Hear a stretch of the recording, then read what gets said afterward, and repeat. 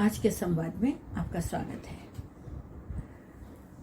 आज हम चर्चा करेंगे कुछ ऐसी समस्याओं के बारे में जो अक्सर विवाह उपरांत महिलाओं के सामने आ जाती हैं। इनमें सबसे प्रमुख है कि पति पत्नी के मध्य किसी प्रकार सामंजस्य का ना हो पाना। अक्सर ऐसा होता है कि विवाह के उपरांत ऐसा प्रतीत होता है कि जैसा जीवन साथी हमने सोचा था ये हमारा जीवन साथी वैसा नहीं है। ऐसे में महिलाएं सोचती हैं कि अब तो हमारा निर्वाह हो नहीं सकता, तो हम क्या करें। कई बार तो वो सोचती हैं ठीक है, ये अब हमारी नियति है और जैसा भी है हमें तो यहीं रहना है, विवाह तो हो ही चुका है। और कई बार कुछ महिलाएं ये भी सोचती हैं कि नहीं, हम अपना जीवन इस तरह बर्बाद नहीं होने देंगे। ये तो जैसा हमने सोचा था बिल्कुल भी वैसा नहीं है, और यही नहीं, ये व्यक्ति ऐसा है जिसके संग हमारा रहना ही मुश्किल है।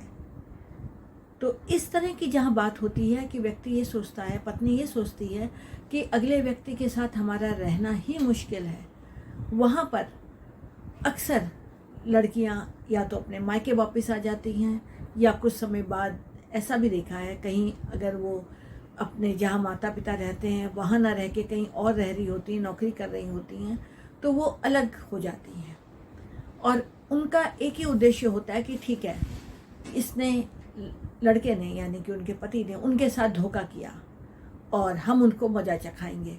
हम बिल्कुल अब उनके ऊपर 498A का एक मुकदमा डाल देंगे और कुछ ना कुछ उनके घर वालों के विरुद्ध केस डाल के या किसी और प्रकार से तंग करेंगे उनको। उनका उद्देश्य एक ही होता है कि नहीं, अब विवाह हो गया है और हमें इस विवाह में नहीं रहना है, तो पति से ज़्यादा धन उग्राह लिया जाए।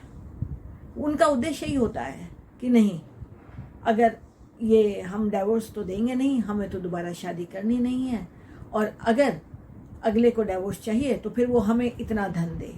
यहाँ तक कि लोग करोड़ों में रुपया मांगने लगते हैं। तो यहाँ मैं एक बात स्पष्ट करना चाहती हूँ कि जहाँ भी कहीं ऐसा होता है कि कोई रुपया मांगता है तो उसका रुपये मांगने का कोई भी वैधानिक आधार नहीं है। यदि महिला कार्य नहीं कर रही है और अपने भरण पोषण के लिए रुपया मांगती है तो वो तो ठीक है कि भरण पोषण के लिए रुपया मांग सकती है, परंतु यदि भरण पोषण की समस्या नहीं है, महिला कार्यरत है, तो फिर उसका रुपया मांगना, और वो भी तब जबकि इशू नॉन कंपैटिबिलिटी का है, आपस में सामंजस्य ना हो पाने का है, तो ऐसे में दूसरे को ये कहना कि नहीं, अब हम तुम्हारे साथ नहीं रहेंगे और तुम हमें इतना पैसा दो, इतने रुपए दो तो हम डाइवोर्स देंगे, बाय म्यूचुअल कंसेंट तब डाइवोर्स करेंगे। तो इस तरह जो बातें होती हैं वो एक तरह से दूसरे को ब्लैकमेल करने वाली बातें होती हैं, दूसरे का नाजायज़ फ़ायदा उठाने की बातें होती हैं। कहीं कहीं तो ठीक है, आपने बहुत सारा धन दिया लड़के वालों को या लड़के वालों के घर वालों को, तो ठीक है, आप अपना धन वापस ले सकते हैं। जैसे तिलक पे रुपए दिए, 20 लाख दे दिए, 10 लाख दे दिए या कुछ और धन दे दिया, तो ठीक है, आप अपना धन वापस ले सकते हैं, वो एक अलग बात होती है। परंतु जहाँ पे कोई धन की बात नहीं है, कोई दहेज की बात नहीं है, फिर भी ये सोचना कि नहीं, हम अब कुछ पैसा मांगेंगे, रुपया मांगेंगे, तब हम डाइवोर्स देंगे, तो अपने आप में जो ये सोच है वो बहुत ही संकीर्ण मानसिकता की सोच है।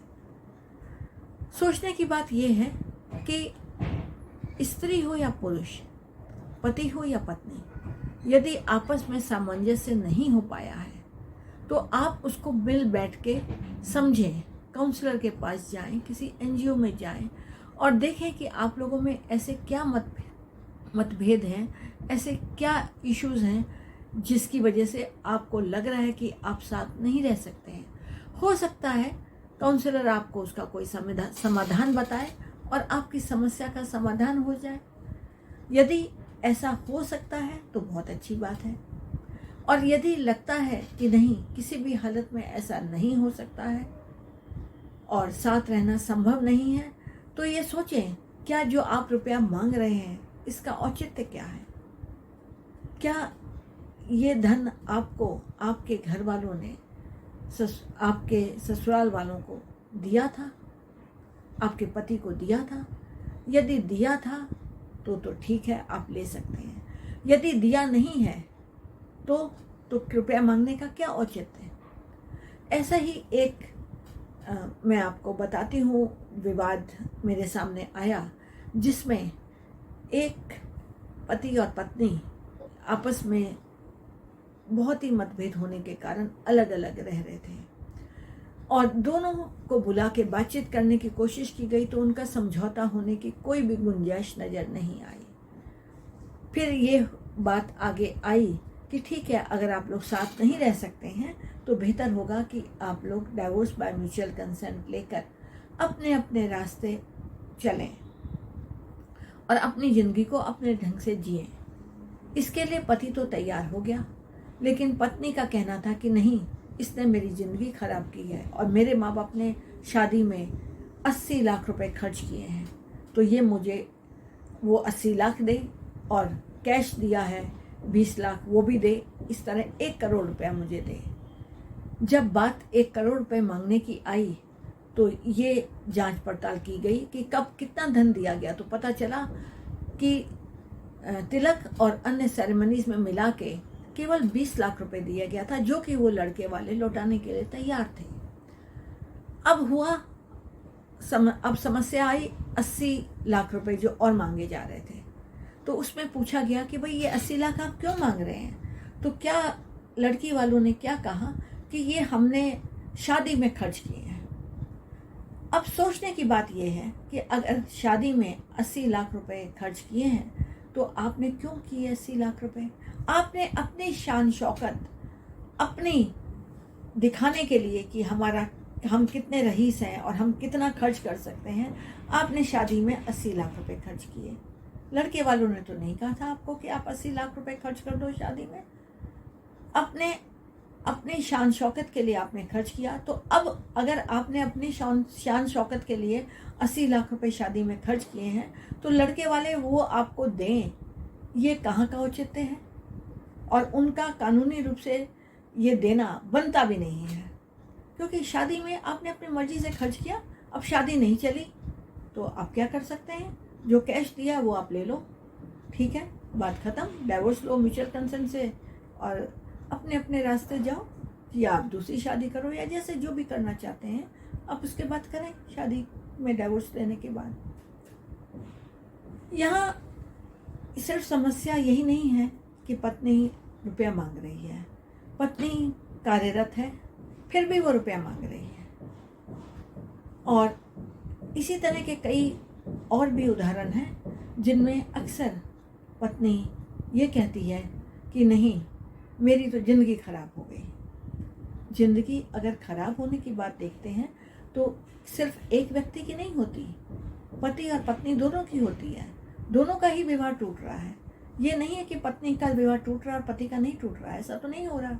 जब दोनों का ही टूट रहा है तो दोनों के लिए ही हो गई ये बात। और कहीं कहीं लोग कहते हैं नहीं, इसने हमसे दुर्व्यवहार किया, ऐसा किया। तो सोचने की बात तो ये है कि जब आप विवाह तय करते हैं तो आपने क्यों नहीं पहले कुछ मुलाकातें की, क्यों नहीं एक दूसरे को समझने की कोशिश की, क्यों नहीं आप ये बात समझे कि अगर कोई समस्या होगी तो आप उसका कैसे समाधान करेंगे, या आप लोगों के विचार मिलते भी हैं आपस में कि नहीं मिलते हैं। ये तो नहीं कि दोनों में नॉन कंपैटिबिलिटी इशू है, दोनों की मानसिकता अलग अलग है, सोच अलग अलग है। यदि ऐसा है तो फिर पहले ही सोच समझ के स्टेप उठाना चाहिए था। विवाह तय करने से पहले कम से कम 6 महीने, साल, 1.5 साल आपस में मुलाकात करनी चाहिए थी। जब आपको लगे कि पति और पत्नी, होने वाले पति और पत्नी दोनों के विचार आपस में मिलते हैं, दोनों का सामंजस्य हो पाएगा, तब विवाह करने का निर्णय लें। और यदि ऐसा नहीं करते हैं, सिर्फ लड़का लड़की को देखा और आनंद फानंद में सगाई हुई, शादी हुई और शादी में बहुत सारा रुपया खर्च कर दिया, तो ये आपकी गलती है। मैं अक्सर ये बात कहती हूँ, मैंने अपने और वीडियोस में भी कहा है कि शादी में इतना रुपया खर्च नहीं करना चाहिए। जब भी कभी लड़का हो या लड़की हो, कोई भी हो, उसके माँ बाप को चाहिए कि शादी में कम से कम लोगों को बुलाए, सिर्फ रिश्तेदारों को बुलाएं तो और भी बेहतर है। ये नहीं कि आप बड़े सा हॉल बुक कर रहे हैं और बहुत सारे लोगों को बुला रहे हैं, 500 लोगों को बुला रहे हैं, 300 को बुला रहे हैं, 1000 को बुला रहे हैं। यदि इस तरीके से आप खर्चा करेंगे और कल को शादी ना चली तो इसका खमियाजा आपको भुगतना पड़ेगा। तो इसलिए सोच समझ के शादी करें।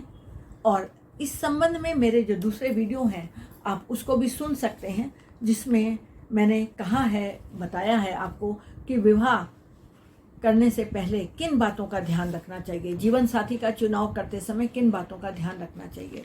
आप ये वीडियो सुने, आप ये भी सुने। इस पर मेरे कई और वीडियो हैं जिसमें ये बताया गया है कि शादी करने से पहले क्या क्या बातें हैं जिनका लड़के लड़की को ध्यान रखना चाहिए। और यही नहीं, अगर पति पत्नी दोनों विवाह करते हैं, उनका विवाह हो जाता है, स्त्री और पुरुष का वो पति पत्नी बन जाते हैं, तो विवाह होने के उपरांत यदि शादी नहीं चलती है तो बेहतर है कि आप एनजीओ में जाएं और काउंसलर से मिलें और कोशिश करें कि शादी में जो गलतियां आप लोग कर रहे हैं, जिसकी वजह से आपस में मतभेद हो रहे हैं, वो दूर हो जाएं। और यदि ऐसा नहीं हो सकता है, किसी भी कारण से नहीं हो सकता है, तो बेहतर है शादी को आराम से मेल मिलाप से उसको तोड़ें और विवाह विच्छेद करें, म्यूचुअल कंसेंट से करें, परस्पर रजामंदी से करें। यदि ऐसा नहीं करते हैं तो आपको कानूनी लड़ाई लंबी लड़नी पड़ सकती है। कोर्ट में बहुत केसेस पेंडिंग हैं और इतने केसेस पेंडिंग हैं कि आप एक बार कोर्ट में गए तो कोर्ट में जा के लोग थक जाते हैं और फिर साल 1.5 साल बाद कहते हैं अच्छा ठीक है जी, हमारा म्यूचुअल कंसेंट से ही करवा दीजिए, हम तो थक गए अब और नहीं, हमसे कोर्ट के चक्कर और नहीं काटे जाते। तो इसलिए आज इतना ही। आपके भी आसपास यदि कोई ऐसे हैं जोड़े जिनका आपस में कोई मतभेद हो गया है, मैट्रिमोनियल कॉन्फ्लिक्ट है और आपको लगता है वो साथ नहीं रह रहे हैं और आप उनके बारे में जानते हैं, तो आप हमें उनका नंबर भेज सकते हैं और उन हमारे चेतना वेलफेयर सोसाइटी जो एनजीओ है उसमें भी आप उनके बारे में बता सकते हैं।